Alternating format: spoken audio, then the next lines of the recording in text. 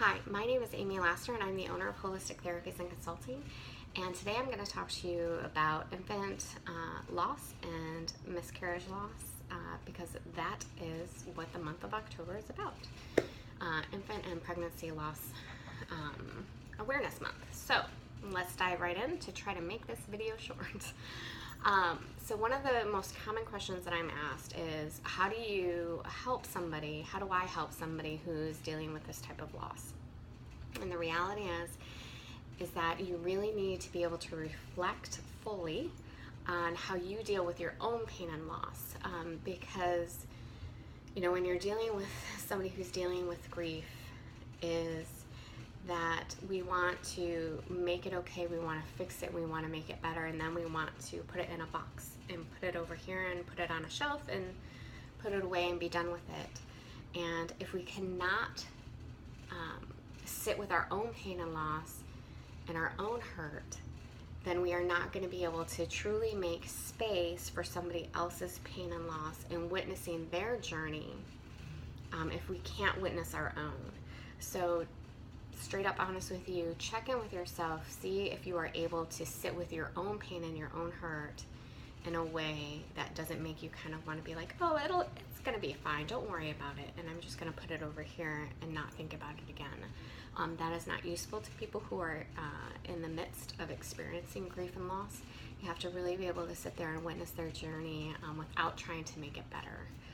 And so that is my first tip to you on helping a loved one deal with this type of loss.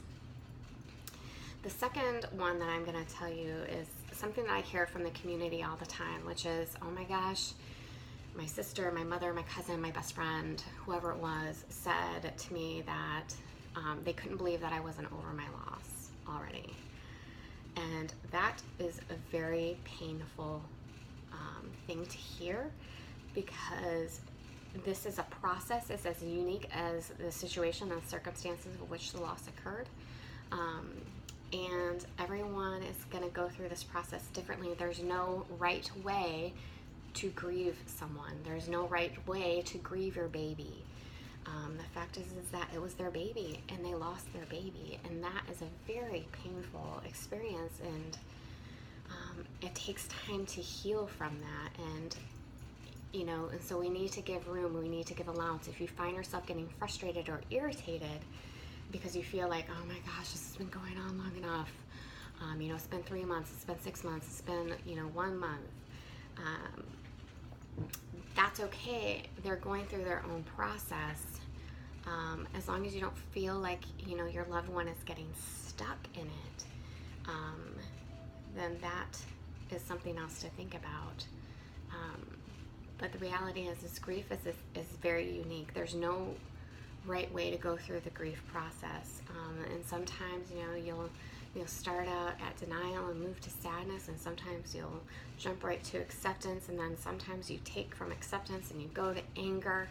And we want to make it linear because it helps us feel good, it helps us feel in control, but the reality is that nothing will tap in to the helplessness and the lack of control in your life than going through grief and through the loss of a loved one or the loss of a baby.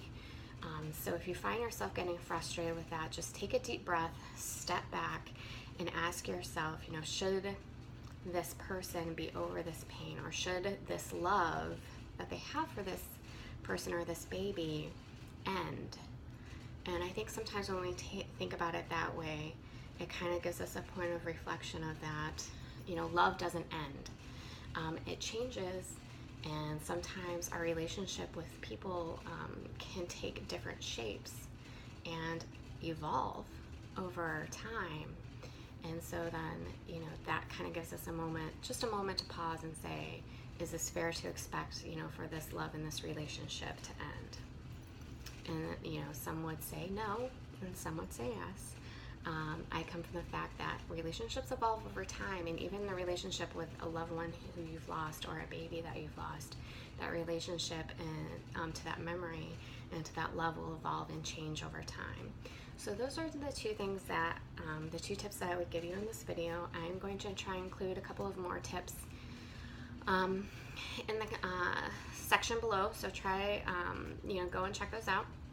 If you have any of your own tips to share, please feel free to put them in the comment section, and I hope that you are finding time to take care of yourself and that you are finding ways to love yourself more thoroughly. Have a great day and take care.